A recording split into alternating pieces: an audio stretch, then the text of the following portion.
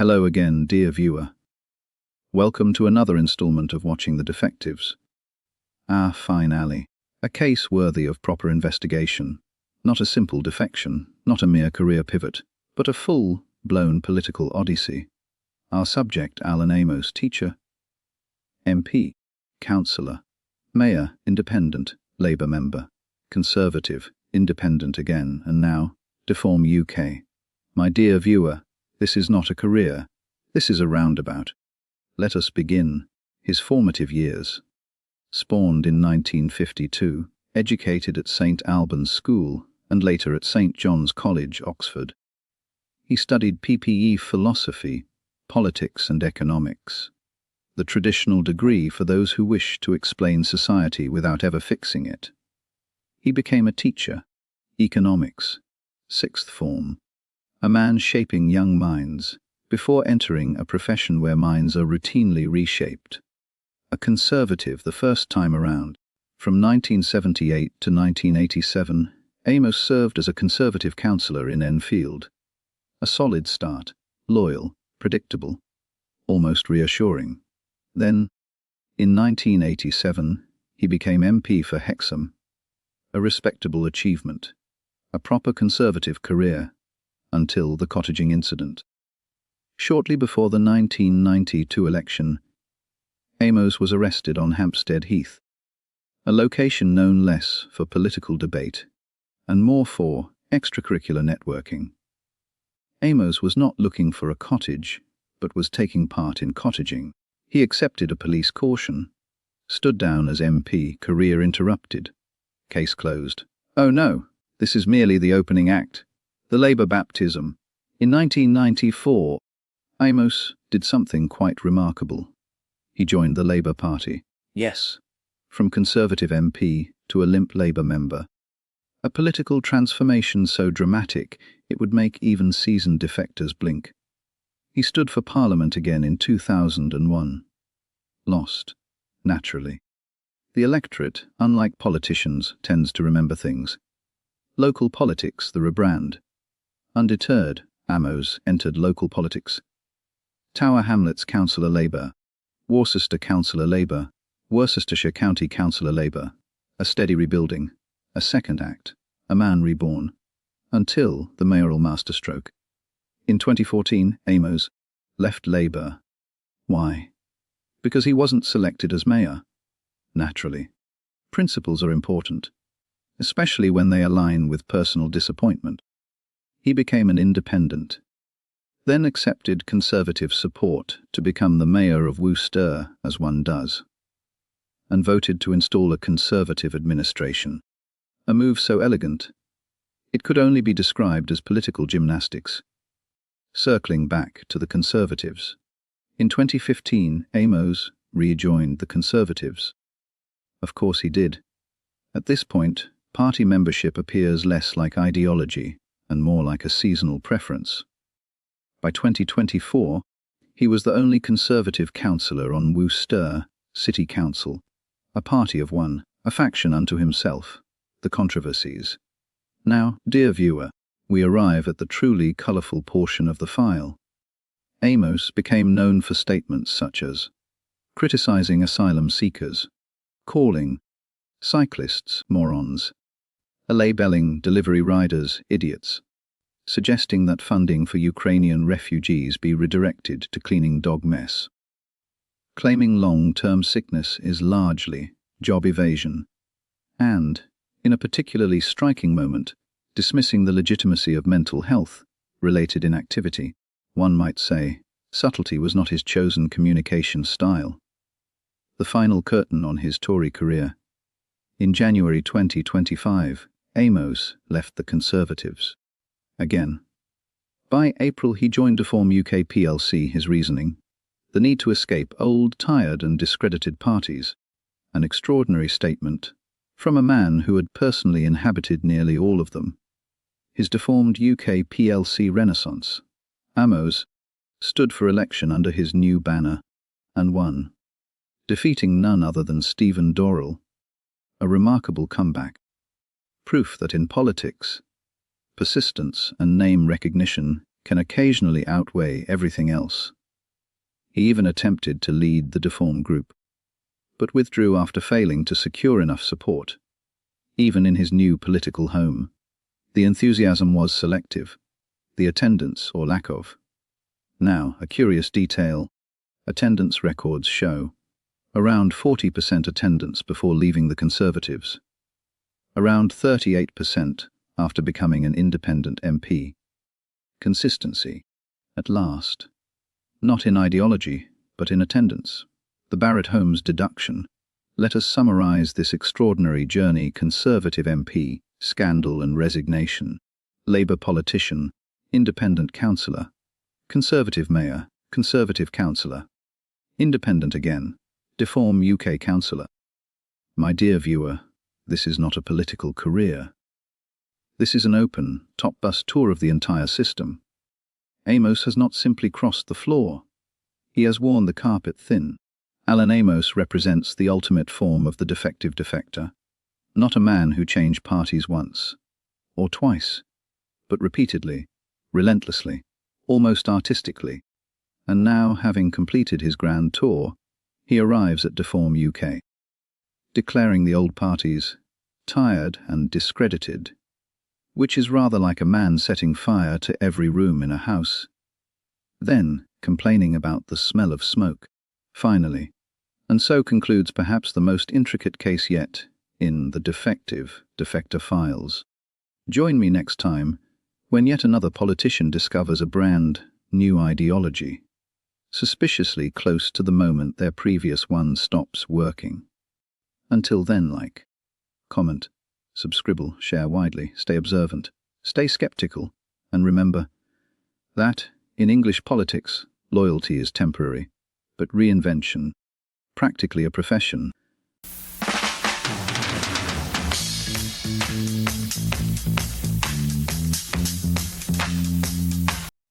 Hello again, dear viewer, and welcome back as I, Barrett-Holmes, bring you a particularly disturbing case from the defector files. This defective truly blurs the line between comedy and reality. England, a land where the tea is strong, the politics stronger, and the margins of victory occasionally small enough to misplace between sofa cushions. Tonight's case, dear viewer, concerns a most curious figure, a woman of many titles, many affiliations, and, how shall I put this delicately, an almost supernatural ability to appear on every side of an argument, often simultaneously. Her name Sarah Joanne Pochin. Let us examine the file named Sarah Pochin, created in June 1969, allegedly educated at a respectable institution. We only have her word for this, and like many things in this file, one must treat such claims with the caution usually reserved for suspicious alibis and estate agents. A degree in banking and finance, she says, from Loughborough. Or so she claims. Curious phrasing, dear Clotson. One does not often claim a degree unless it's currently being sought with a magnifying glass. A very shadowy figure moving between the party flags. Observe now the early political migration patterns of the wretched racist Pochin creature. It has no natural habitat. Conservative, then independent, then conservative again, and finally Reform UK. David Attenborough could have narrated this part. A political journey less like a straight line and more like a Roomba trapped in a corner. One might call it evolution. Others might call it network instability. The less than majestic magistrate. But what is this, dear viewer? Could it be a reprimand? In 2018, the Judicial Conduct Investigations Office concluded that our subject, while serving as a magistrate, should have been serving time. But I digress, used a position to influence political views and breached confidentiality. A judge who couldn't resist, judging outside the courtroom. But deformed defectives are very judgmental. How delightfully efficient. Let me add to my notes. Fell below expected standards, they said. Which is rather like a pilot being told they've slightly misunderstood gravity. The tight squeeze. The crown jewel of this curious case, the by-election of 2025. A Labour stronghold, a 14,700 vote majority, and yet, to overturn such a majority by 6 votes is not merely improbable. It is the statistical equivalent of finding a unicorn filing its taxes correctly. Paul Andrew Murphy, Social Democratic Party, 68. Sarah Joanne Pochin, Reform UK, 12,645.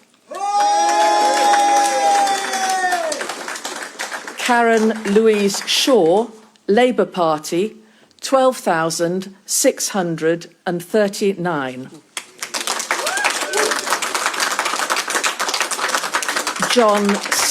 John Stevens, Rejoin EU, 129. Michael Williams, Independent, 363. The number of ballot papers rejected was total of 85. And I do hereby declare that Sarah Joanne Pochin is duly elected as a Member of Parliament for the Runcorn and Helsby constituency. Okay, we've won by 6 votes. 6 votes.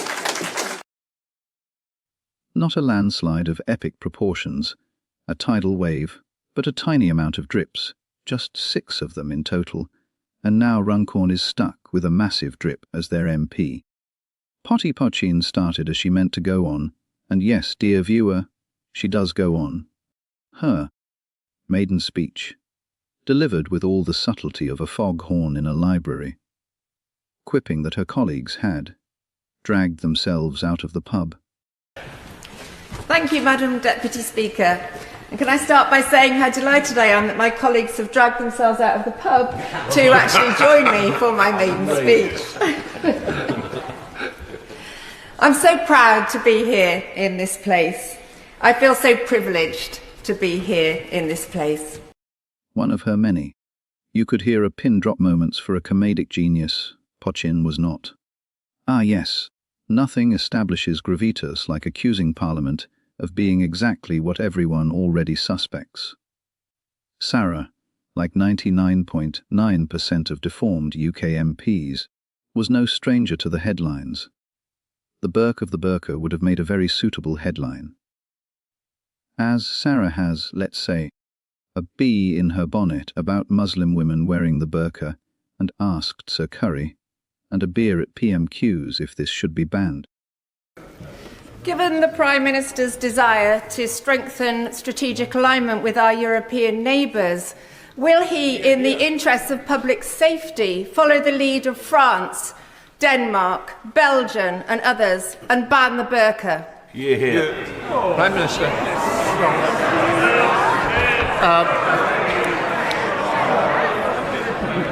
Can I welcome her to her place? But I'm not going to follow her down that line. But now she is here and safely in her place, perhaps she could tell her new party leader that his latest plan to bet £80 billion of unfunded tax cuts, with no idea how he's going to pay for it, is Liz Truss all over again. Although, considering I think she was a Conservative member when Liz Truss was leader, she probably won't. A query posed to the Prime Minister, which her own party promptly described as, and I quote, dumb.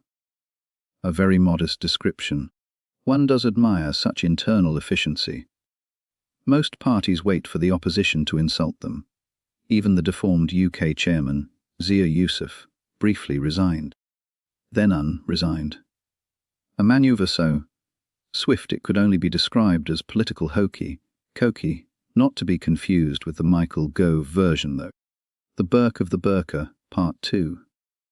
Yes, there's even more Burkish behaviour from Sarah Potty Pochin and her irrational burqa bashing. This clip was part of her futile mutterings, deceptively disguised rambling being labelled as a speech at the Scottish Deformed UK Plc conference held at Ingliston Country Club and Hotel, Bishopton, Renfrewshire. With its massive capacity of 500 people. Why, of course, it was held there, because Deformed are the modern-day stadium rockers. Let's hear Pochin bring the house down with her comedically sharp delivery. And I really wanted to come on in a reformed tartan burqa, but it apparently I just wasn't allowed. You know what? One day, let's have one of these events that aren't live streamed, and we'll do it. We'll do all the naughty stuff. We'll do all the bits that have gone wrong. Now let's gleefully watch Robert Batman Bob Jenrick squirming when he was asked to explain exactly how a joke from his fellow Reform MP, Sarah Pochin, about wearing a tartan burqa was meant to be funny. We were talking about the reformed tartan then, weren't we, whilst I'm just waiting for my auto cue. And I really wanted to come on in a reformed tartan burqa, but it apparently I just wasn't allowed. She doesn't support women wearing the burqa. That's a legitimate view. But what's funny about it? Explain the joke. Many people do not support women wearing the burqa. They find it repressive. But why make fun about? Why make fun of in a how Muslims country dress? in which men and women live equally? Do you think that all women wearing burqas are Islamist? No. Well, there we are. I don't like creeping Islamist practices. If a left-wing MP or whatever said, just went up to a party conference and their auto cue disappeared and just joked, said, I wanted to dress up in Jewish Orthodox dress, would that be funny? Would you think that was funny? I think it's a perfectly legitimate view to say that you don't like the burqa. The mysterious Greenway Road incidents, receiving reports of anti-social behaviour. Some very disturbing incidents, she claimed. There are HMOs on this road with illegal immigrants in it, the antisocial behaviour that people have to put up with, the noise levels, the violence, the rubbish strewn around the streets, and the police have been called and they don't come out. Well, Reform MP Sarah Pochin posted this video a couple of weeks ago. She's referring to Greenway Road in Runcorn, where she alleges houses homing what she described as illegal immigrants have been making people's lives here a misery, all told to her by residents who want to remain anonymous. And she continued the theme in a Facebook post. Very intimidating behaviour. Alcohol, being drunk, bottles strewn around in the street, men coming and going.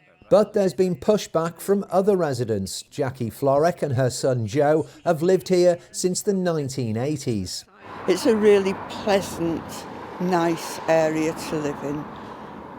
Every word Sarah Pochin said on her video is just ridiculously not true.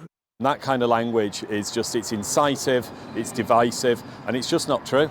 Other residents too were quick to condemn Sarah Pochin's remarks. There's never been any trouble, don't see any police around here for any of these HMOs. Is it about her own PR more than the residents of Runcorn? Were you surprised at the amount of pushback that you got following your social media posts? Do you know what, Tim? I wasn't, because I'm raising issues that a lot of people don't want to hear, that are in denial about, but I'm raising them for the constituents that come to me with these issues that are causing them problems in their day-to-day lives. They don't go to the police because people are too scared to go to the police. You describe the people in the HMOs as illegal immigrants, but how do you know that they're illegally? Well, exactly. Asylum seekers, I think, I've just been referring to them as. Look, in the videos, you called them illegal immigrants. You were implying that they were breaking the law. Anybody that comes here illegally is breaking the law. We don't know because we can't. But you don't know, but you called them illegal immigrants. Well, I stand by that. What I am raising here are localised issues of antisocial behaviour, concern about domestic violence and everything else we've talked about. Cheshire Constabulary told us the issues in Sarah Pochin's videos don't correlate with residents' concerns raised to officers, and that regarding Greenway Road, police have attended to just one domestic incident at an HMO in the past 6 months. An arrest was made.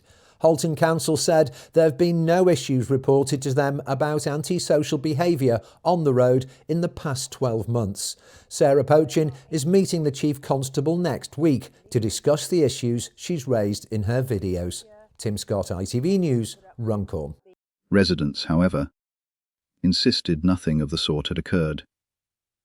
Potty Pochin also claimed that these incidents had been reported to the local police. The police said they had no such reports and were unaware of any of the things that Sarah Pochin had claimed. A fascinating phenomenon, a crime wave detectable only by elected officials. I shall have to add that to my investigative toolkit. A brief summary of this. A local church warden accused her of scaremongering. Residents claim she does not represent them. She, in turn, claims they are spreading falsehoods. In detective work, this is what we call everyone talking at once while the truth quietly leaves the room. The TV advertising foot in mouth. And now, the advertising remarks. A complaint about diversity in adverts, expressed with all the finesse of a fart at a dinner party. Extremely important. Would reform do anything to look at the representation of the demographics of TV and public advertising? Because we're getting to the point now where adverts don't represent what this country looks like, and actually positive demonisation of white people, just portrayed as criminals or inadequate when they're not portrayed anywhere else. Now, the reason why this is important, we got a case of art imitates life, because we're getting to the point where a number of my friends think that we're being discriminated like in employment markets because white men are seen as useless and whatever and just invisible. And there's one financial institution which coincidentally uses a strikingly similar image of Nigel in their advertising for an incompetent, useless, arrogant white male. I just wondered if that's something Stuart would look into. Okay, Stuart, stay where you are. Sarah, what do you think of what Stuart's saying? What would Reform UK do about it, if anything? I think Stuart's absolutely right. Drives me mad when I see adverts full of black people, full of Asian people, full of, people that basically are anything. What's wrong with that, Sarah? What's wrong with that? Well, it doesn't reflect our society, and I feel that your average white person, average white family is like I agree with you, Stuart, not represented anymore in TV. There are lots of white people on television, Sarah, or they're not. There are lots of white people. There are lots of white men. There are lots of white women. We're talking about adverts, and how many times do you look at a TV advert and you think there's not a single white person on it? And actually it is. It's something that's happened because, I believe, of the woke liberati that goes on inside, this sort of like in the arty-farty world. When it comes to, northern towns like Runcorn that I represent, it's just not representative of the rest of the country. Might be fine inside the M25, but it's definitely not representative of the rest of the country. And actually, you know what, I'm hearing this more and more. People notice, and people will switch off. She later apologised, of course, stating that her comments were poorly phrased. A phrase which in modern politics means, I said exactly what I meant, but regrettably for me, other people heard it. Those comments were misinterpreted entirely, and I accept it was clumsy speech. But what I said is absolutely right. I said that it drives me mad when I see adverts full of black people, full of Asian people, full of, people that basically are anything. What's wrong with that, Sarah? Let's review the case so far, shall we? A magistrate reprimanded for political interference. A councillor expelled, reinstated, and expelled again like an over-enthusiastic boomerang. A by-election victory by 6 votes. Policy confusion within her own party. Claims disputed by residents and police alike. Public comments followed by swift apologies. There is no such thing as bad publicity. Pochin, just like every other Deformed UK Plc reprobate, uses this and exploits it to the full. Is Potty Pochin a reformer? A disruptor? Merely a symptom, or just another skid mark on the underpants of English politics? In truth, this is not merely the case of one politician. It is the case of modern English politics itself, where perception outruns evidence, where outrage travels faster than fact, and where 6 votes can rewrite history. Not that the mystery is solved, but that the mystery is the system itself, and how it can be manipulated. In a world of shifting allegiances and vanishing certainties, one must ask, was this ever a case of detection? A merely deflection? Or just another ex-Tory defective defection? And finally, this concludes perhaps the most disturbing case yet in the Defective Defector Files. Join me next time, when yet another failed ex-Tory politician discovers that maybe bringing a shovel with you to clean up the mess that you created might just be a good idea, and knowing when to shut up is half the battle. Until then, like, comment, subscribble, share widely, stay observant, stay skeptical, and don't be like potty poaching. Sometimes the joke is only funny in your head, and slurs about minorities should be kept to yourself.